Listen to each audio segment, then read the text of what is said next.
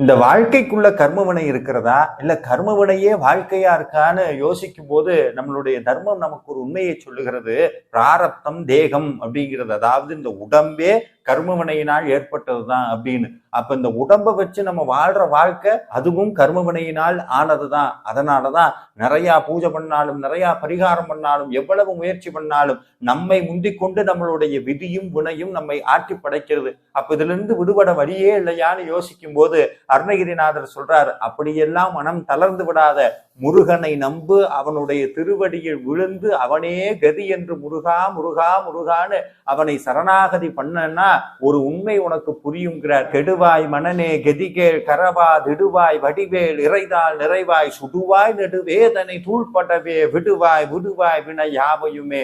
எந்த வினை உன்னுடைய வாழ்க்கையாக இருக்கிறதோ, எந்த வினை உன்னை ஜெயிக்க விடாம தடுக்கிறதோ, அந்த வினையை தூள் தூளாக்க